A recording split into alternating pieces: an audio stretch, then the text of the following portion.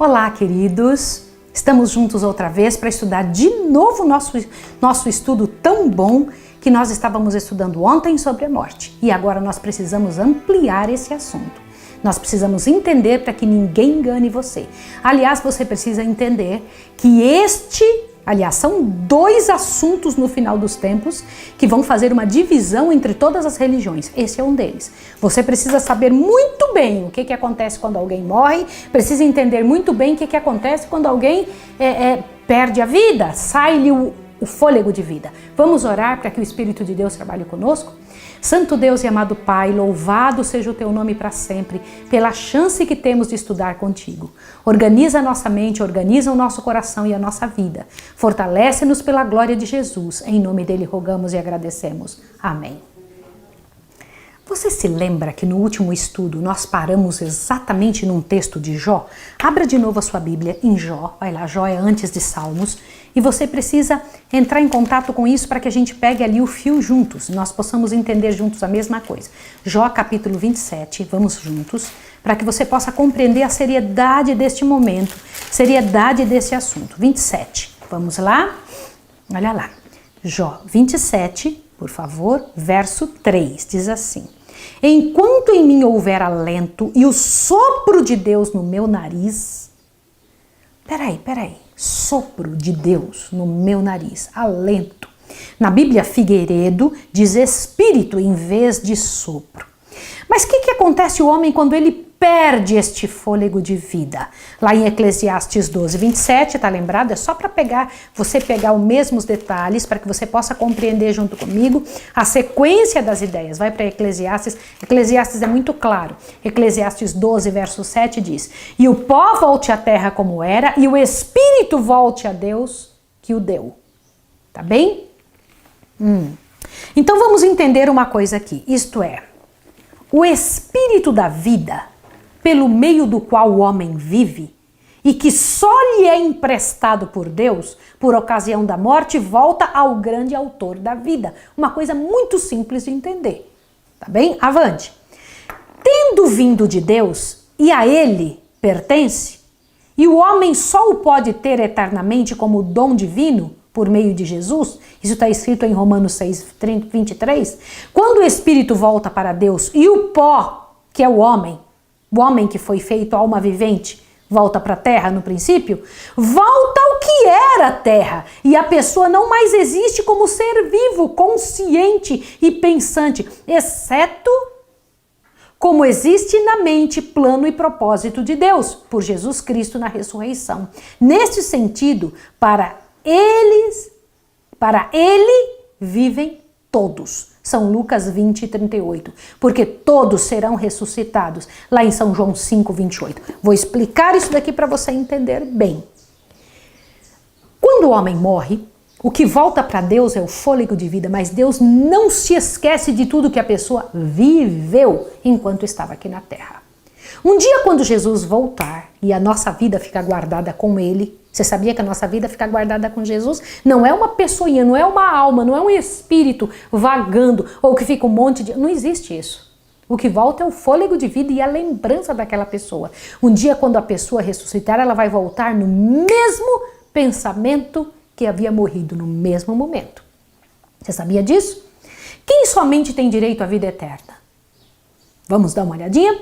1 João 5,12, eu gosto muito desse texto, porque além de explicar isto, ele também explica um outro detalhe interessantíssimo.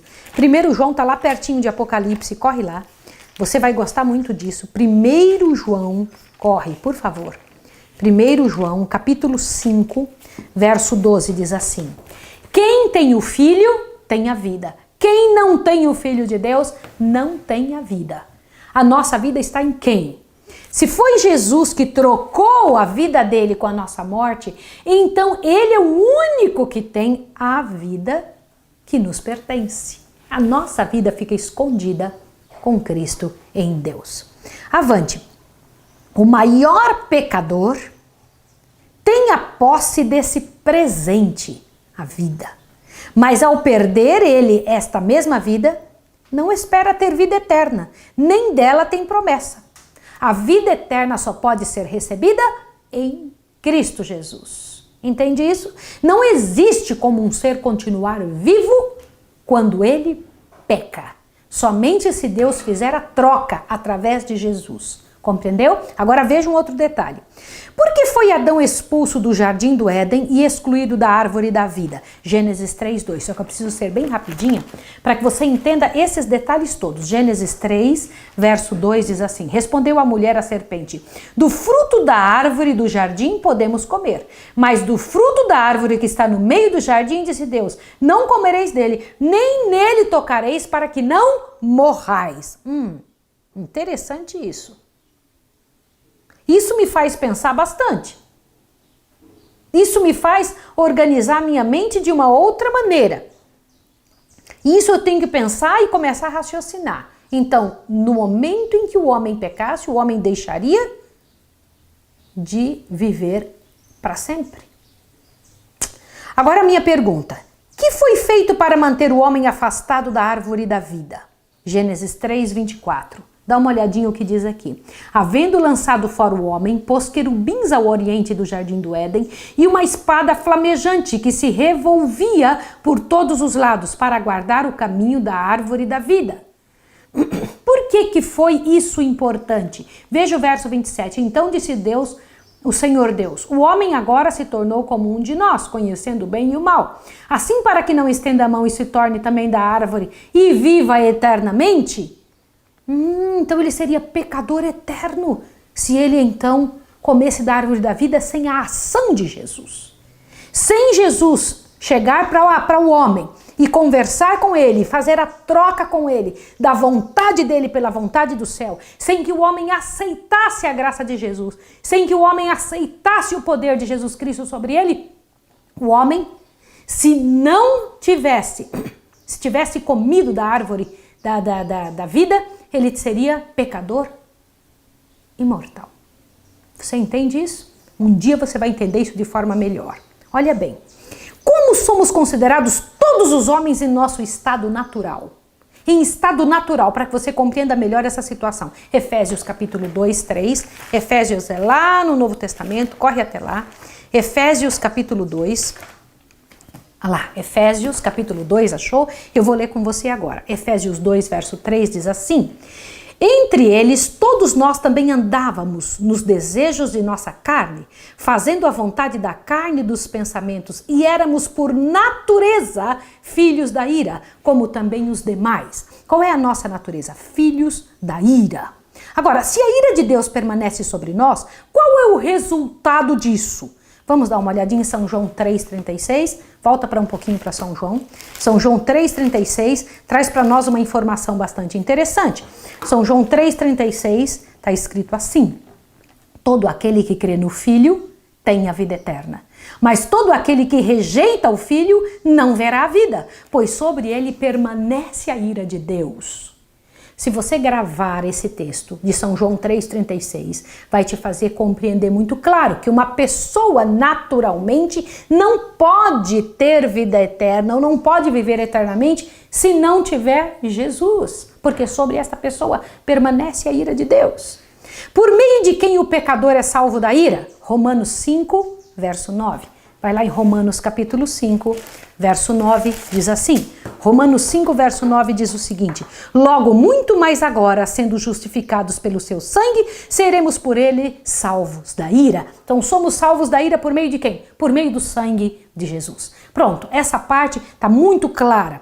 Logo, se o Senhor Deus dá essa clareza para nós, então nós devemos entender com quem está escondida a vida do cristão. Quando um cristão morre, está escondida com quem a vida dele, aquele fôlego de vida. Corre lá, por favor, em Colossenses, capítulo 3. Colossenses é um pouco para frente de Romanos. Vai lá, Colossenses, capítulo 3, por favor. Colossenses 3, isso é importante que você entenda, o verso 3 de Colossenses 3. Está escrito: Pois morrestes e a vossa vida está oculta com Cristo em Deus. Jesus sabe quem é dele, Jesus sabe quem morreu crendo nele, Jesus sabe quem fez a troca da nossa miséria pelo poder de Jesus, pela beleza do que há em Jesus, pela vida que há em Jesus. E então é esta vida que Deus nos dará de volta um dia. Você entende isso? Esta vida que ficou escondida com Cristo em Deus. Avante, agora observe aqui para que você veja quando será que essa vida será dada de volta à pessoa que crê. Quando? Colossenses 3:4. Observa aqui, ó. Quando Cristo, que é nossa vida, se manifestar, então também vos manifestareis com Ele em glória. Quando Jesus se manifestar, nossa maior esperança é a volta de Jesus. Eu tenho um filho que dorme o sono da morte. Tenho meu pai que faleceu, a minha avó faleceu. Se estes morreram em Jesus, eles ressuscitarão. O que é morrer em Jesus? Morrer crendo nele. Só para que você entenda melhor, vamos avante, vamos ampliando esta compreensão. Quem somente possui imortalidade inerente? Lembra? 1 Timóteo 6,15? Lembra que nós já lemos isso no verso passado. Eu preciso que você comece a compreender estes versos. 1 Timóteo 3,15, onde o Senhor Deus... 1 Timóteo 6,15, onde o Senhor Deus dá essa clareza para nós, diz assim: a qual no tempo próprio há de ser revelada pelo bendito e único soberano, Rei dos reis, Senhor dos senhores, aquele que tem ele só a imortalidade e habita na luz inacessível, a quem nenhum homem jamais viu e nem pode ver, qual seja honra e poder e glória para todos sempre. Amém. Quem somente possui imortalidade? O que esse texto te diz? Só Deus. Mas vem cá, mas você não aprendeu o contrário? Você não aprendeu que a alma é imortal? Tem alguma coisa errada na compreensão. Se a Bíblia diz que está escrito que só quem tem imortalidade é Deus, então por que dizem que a alma é imortal?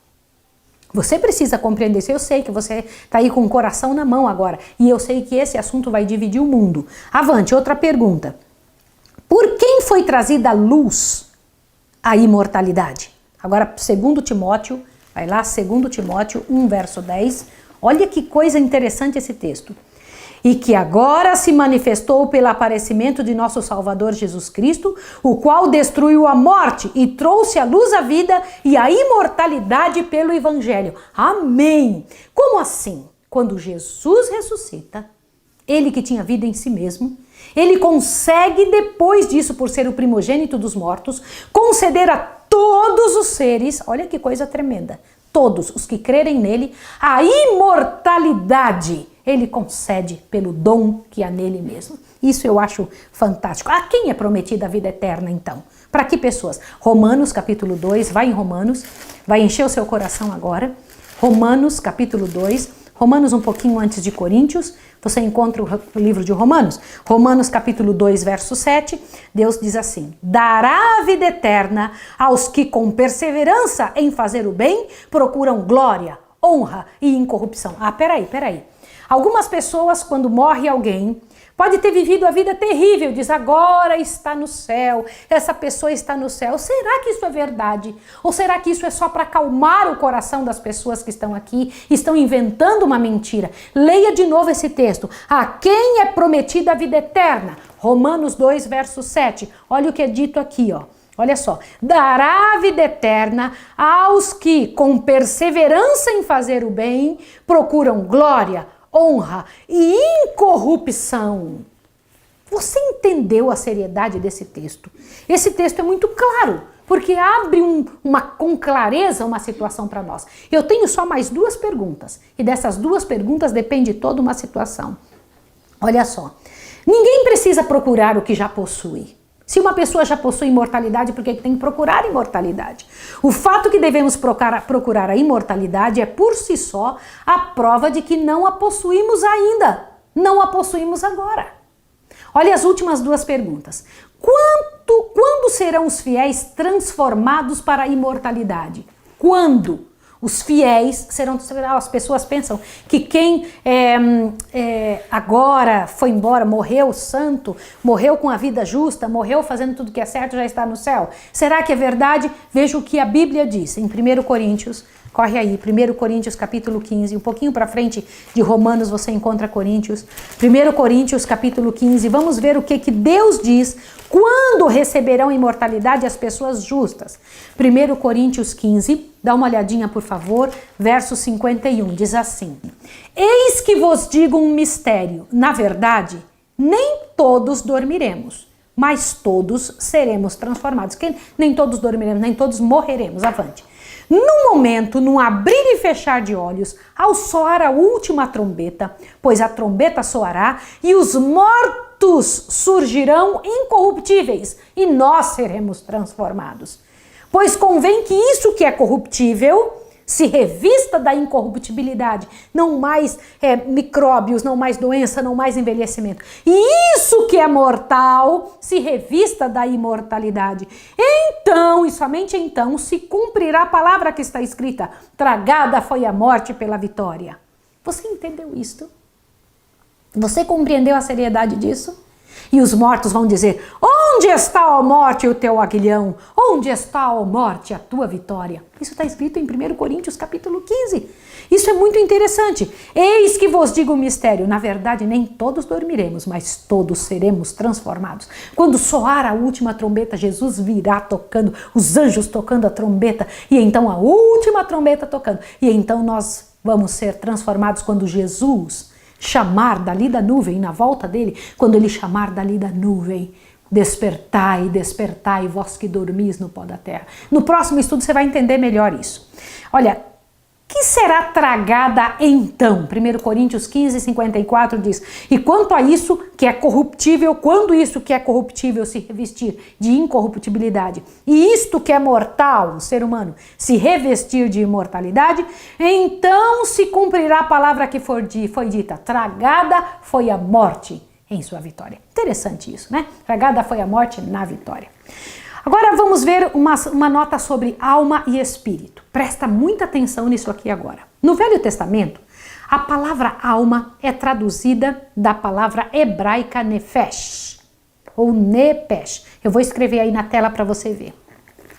Mas esse termo hebraico nem sempre é traduzido por alma. Muitas vezes aparece traduzido por vida, como por exemplo em Gênesis 9:4, 1 Reis 19:14, Jó 6:11, Salmo 38:12 e muitas outras passagens. Outras vezes por pessoa, Números 31:19, Deuteronômio 27:25, Josué 23 e 9, etc. Outras, ela se refere a coração, é traduzida por coração. Êxodo 23:9, Provérbios 23:7, criatura ou criatura vivente. Às vezes alma é chamada de criatura ou criatura vivente. Aonde? Em Gênesis 9:10, no rodapé Levítico 11:46, muitas vezes a palavra nefesh é também chamada de corpo, em Números 6:6, 9:6, etc. E é chamada às vezes de animal também, Levítico 24:18. Ainda em outras passagens aparece traduzido por homem, peixe e outras variações pronominais. No Novo Testamento, a palavra traduzida por alma sempre vem do grego. Esse grego dessa palavra que está aí, puxê, dá uma olhadinha. Tá vendo o que está escrito aqui nessa tela? Isso é importante. Mas essa palavra também se acha traduzida às vezes por vida, em Marcos 3:4, Lucas 6:9, outras vezes por ânimo, Atos 14:2, Hebreus 12:3 e coração, Efésios 6:6. Agora presta atenção nessa parte. Espírito é traduzido do hebraico ruach. Veja esse que está aqui na tela, ruach, olhe bem. Que é o léxico do Gesênio, define como espírito, fôlego, ar em movimento, brisa, vida, sede dos sentidos, afeições e emoções de várias espécies e etc. A palavra espírito no Velho Testamento é sempre traduzida por ruach, exceto em Jó 26:4 e Provérbios 20:27, onde o original é neshamah. Ruach é a maior parte das vezes traduzidas por espírito, mas muitas vezes é traduzida por vento. Todas as vezes que se encontra esta palavra no Velho Testamento, provém ela do original ruach. Outras vezes a tradução da respiração, outras da fôlego, outras sopro. Às vezes a tradução é ira, ar, tempestade. Quando você entende a respeito disso, o que te vem à mente? O que é que vem na sua mente? Que muitas destas compreensões a respeito da morte são invenções humanas. Muitas vezes nascidas de um desejo de que a pessoa continue vivendo. Você tem que acompanhar o próximo estudo. Vai fazer uma diferença muito grande na tua vida. Quero orar com você agora. Senhor, obrigada porque tua Bíblia não nos confunde. Precisamos muito desta verdade, precisamos compreender a tua vontade e precisamos compreender qual é o teu desejo para a nossa história como pessoas, em nome de Jesus. Amém. Deus abençoe você e até o próximo estudo.